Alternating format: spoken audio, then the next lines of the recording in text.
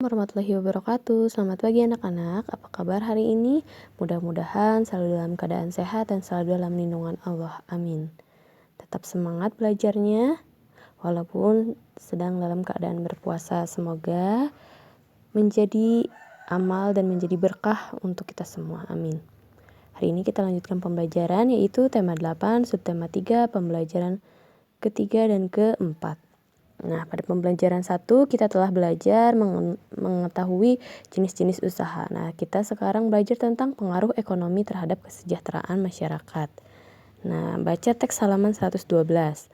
Dalam kehidupan sehari-hari, kita tidak terlepas dari kegiatan ekonomi. Apa sajakah kegiatan ekonomi yang dilakukan sehari-hari? Nah, kegiatan ekonomi meliputi produksi, distribusi, dan konsumsi. Ketiga kegiatan ekonomi ini saling berkaitan satu sama lain. Satu kegiatan ekonomi terhambat akan mengganggu kegiatan ekonomi lainnya. Yang pertama ada produksi. Apa produksi? Nah, amatilah kegiatan ekonomi seorang petani. Petani menanam padi di sawah, lalu memberi pupuk dan menyiangi rumput yang tumbuh di sela-sela tanaman padi. Setelah bulir-bulir padi mulai bernas, petani mengusir burung-burung yang berusaha makan bulir-bulir padi itu. Saat padi menguning, itulah saatnya petani memanen. Hasil panen lalu dijual. Dari ilustrasi tersebut, si petani telah melakukan kegiatan produksi. Jadi produksi adalah kegiatan yang dikerjakan untuk menambah nilai guna suatu benda untuk menciptakan benda baru sehingga lebih bermanfaat dalam memenuhi kebutuhan. Orang yang melakukan kegiatan produksi disebut produsen. Nah, berikut contoh kegiatan produksi yang terdapat di sekitar tempat tinggalmu. Nah, ini kegiatan produksi yang berpengaruh terhadap kesejahteraan pemilik sumber daya ekonomi dan produsen. Sumber daya ekonomi adalah barang atau jasa yang dapat memberikan manfaat atau keuntungan. Sumber daya ekonomi dapat berasal dari sumber daya alam atau sumber daya manusia. Sumber daya ekonomi dapat diolah menjadi modal dasar pembangunan. Bagi pemilik sumber daya ekonomi, adanya proses produksi memungkinkannya memperoleh balas jasa. Balas jasa itu berupa sewa, bunga modal, atau gaji. Dengan balas jasa ini, pemilik sumber daya ekonomi dapat memenuhi kebutuhan hidup. Bagi produsen, adanya proses produksi menyebabkan produsen memperoleh keuntungan. Selanjutnya, keuntungan tersebut digunakan untuk menjaga kelangsungan usaha dan memenuhi kebutuhan hidup. Ini dilakukan dalam upaya mencapai kemakmuran. Nah, itu kegiatan produksi. Yang kedua, distribusi. Setiap hari kamu makan dan mengenakan pakaian. Bahan makanan tersebut dihasilkan di suatu tempat tertentu. Pakaian juga diproduksi di tempat tertentu lainnya. Untuk mendatangkan bahan, makanan, dan pakaian diperlukan kegiatan penyaluran. Kegiatan inilah yang disebut distribusi. Jadi distribusi adalah kegiatan yang menyalurkan hasil produksi dari produsen ke konsumen. Orang yang melakukan kegiatan ini disebut distributor. Nah, kelancaran distribusi barang membutuhkan sarana transportasi dan jalan yang memadai. Tujuannya agar hasil produksi dapat segera sampai kepada konsumen dengan cepat dan tepat sehingga kebutuhan konsumen segera terpenuhi. Nah, yang ketiga, ada kegiatan konsumsi. Nah, perhatikan aktivitas teman sekolah ketika waktu belajar. Nah, ada yang jajan di kantin, ada pula yang makan bekal di rumah. Jajan di kantin dan makan bekal termasuk kegiatan konsumsi. Nah, konsumsi adalah kegiatan manusia mengurangi atau menghabiskan nilai guna suatu barang atau jasa untuk memenuhi kebutuhan. Orang yang melakukan kegiatan konsumsi disebut konsumen. Untuk mengkonsumsi barang atau jasa, masyarakat mengeluarkan pengorbanan tertentu. Pengorbanannya dapat berupa uang atau waktu.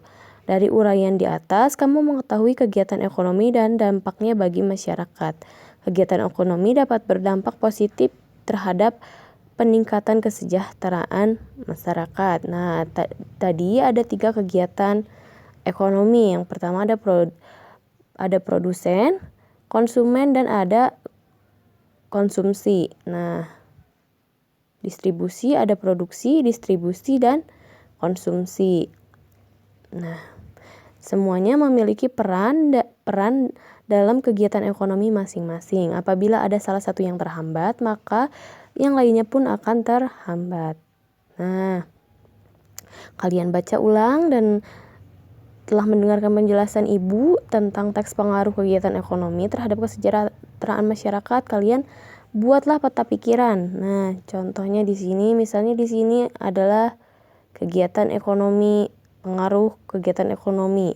Lalu di sini ada produsen, misal produsen ada distribusi, ada konsumsi. Nah, tinggal kalian jelaskan apa itu produksi, konsumsi, dan distribusi. Dibuat sekreatif mungkin. Lalu, nah, ini bersama orang tua. Nah, amatilah kegiatan produksi dan distribusi di lingkungan sekitarmu. Identifikasi orang-orang yang diuntungkan dari setiap usaha. Contoh nih, pabrik kerupuk. Nah, jenis usahanya jenis produksi. Orang yang diuntungkan, masyarakat yang makan kerupuk. Lalu keuntungan yang diperoleh, makan lebih lahap. Lalu ada menjual pasir, jenisnya distribusi. Siapa orang yang diuntungkan? Masyarakat yang sedang membangun rumah. Keuntungan yang diperoleh, pembangunan rumah lancar. Nah, kalian di sini isi bersama orang tua, tinggal kalian lengkapi 3 lagi. Dan kalian kerjakan yang bawahnya. Yang halaman 116, keragaman jenis usaha ekonomi menimbulkan keragaman sosial dalam masyarakat. Nah, apa keuntungan dari keragaman ini? Nah, keragaman sosial akibat berbagai jenis usaha menimbulkan keuntungan apa? Kita dapat dengan mudah mendapatkan apa yang dibutuhkan untuk memenuhi kebutuhan. Lalu apalagi kalian cari? Nah, selanjutnya ke pembelajaran 4. Nah, keragaman usaha ekonomi menimbulkan keragaman sosial dalam masyarakat. Nah, bagaimana kita harus bersikap? Nah, ini gak usah dikerjain ya. Ini tidak usah dikerjakan. Nanti akan dibahas di slide selanjutnya. Nah, menghargai keberagaman kegiatan usaha ekonomi orang lain. Kamu telah memahami kegiatan ekonomi yang berkembang di Indonesia.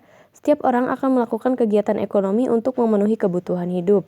Ada yang menjadi petani, penjahit, pedagang, nelayan, pegawai swasta, pegawai negeri, tenaga medis, pengusaha, dan lain-lainnya. Kegiatan ekonomi yang dilakukan setiap orang melibatkan orang lain. Keterlibatan orang lain dapat dilihat dari kegiatan produksi, distribusi, dan konsumsi. Pada kegiatan produksi, orang yang terlibat adalah tenaga kerja. Pemakaian tenaga kerja dimaksudkan untuk memperlancar kegiatan produksi. Tenaga kerja akan memperoleh balas jasa dari produsen berupa upah atau gaji dari produsen. Selanjutnya, barang hasil produksi akan disalurkan kepada konsumen atau masyarakat oleh distributor. Dari kegiatan penyaluran barang tersebut, distributor akan memperoleh keuntungan. Contoh distributor adalah agen, pedagang besar, dan pedagang eceran. Konsumen adalah pihak yang mengkonsumsi barang dan jasa untuk memenuhi kebutuhan hidup.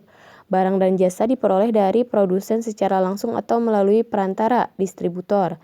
Ketiga, pelaku kegiatan ekonomi tersebut, produsen, distributor, dan konsumen akan saling berhubungan membentuk arus diagram ekonomi. Nah, setiap pelaku kegiatan ekonomi memiliki peran yang saling menguntungkan. Menurut kodratnya, manusia berperan sebagai makhluk sosial dan makhluk ekonomi. Sebagai makhluk sosial, manusia akan berhubungan atau berinteraksi dengan orang lain, makhluk manusia lain. Nah, sebagai makhluk ekonomi, manusia akan melakukan kegiatan ekonomi untuk memenuhi kebutuhan hidupnya.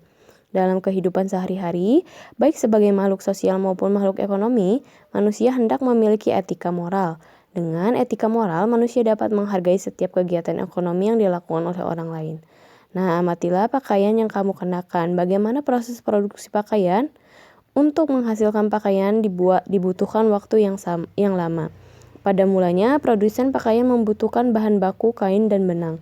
Kain dapat diperoleh dari perusahaan pemintal benang. Bahan baku benang berupa kapas dihasilkan dari perkebunan tanaman kapas. Untuk menjadi benang, kapas dipintal terlebih dahulu. Benang ditenun di pabrik tenun hingga menjadi kain. Selanjutnya, kain dapat dibuat pakaian oleh penjahit itulah proses panjang produksi pakaian. Kamu sudah mengetahui bahwa banyak pihak terlibat dalam proses produksi pakaian. Ada petani tanaman papas, pekerja pemintal, penenun, kain, penjahit, dan pengusaha garmen. Setiap pelaku dalam proses produksi pakaian itu mempunyai peran penting, begitu pula dalam proses produksi benda lain. Oleh karena itu, hendaknya kita perlu menghargai kegiatan usaha orang lain. Nah, bagaimana kita menghargai kegiatan usaha ekonomi orang lain? Cara menghargai kegiatan ekonomi orang lain dapat dilakukan sebagai berikut. Yang pertama, menumbuhkan persaingan usaha yang sehat dalam kegiatan ekonomi. Yang kedua, menghormati usaha ekonomi orang lain dengan tidak iri atas keberhasilannya. Yang ketiga, menjunjung tinggi setiap jenis pekerjaan yang dilakukan oleh orang lain. Yang keempat, meneladani keberhasilan orang lain dengan meniru sikap positif orang tersebut. Nah, ini merupakan salah satu beberapa hal atau beberapa cara untuk menghargai usaha kegiatan ekonomi yang dilakukan oleh orang lain. Nah, bisa dipahami? Mudah-mudahan bisa ya. Nah, selanjutnya informasi penting apa yang dapat kamu peroleh dari teks menghargai. Nah, cara menghargai kegiatan ekonomi sudah jelas yang ini ya, tinggal kalian salin saja. Nah, produksi pakaian melibatkan peran banyak pihak, petani kapas, pemintal benang, pabrik tekstil, dan penjahit. Setiap pihak memiliki peran penting, namun mereka juga mendapatkan keuntungan. Identifikasi peran dan keuntungan yang diperoleh petani kapas, pemintal benang, pabrik tekstil, dan penjahit. Diskusikan bersama kelompok. Ini diskusikan bersama orang tua ya. Nah, lalu tuliskan dalam kolom. Nah, tuliskan di sini. Seperti itu. Contoh, penjahit.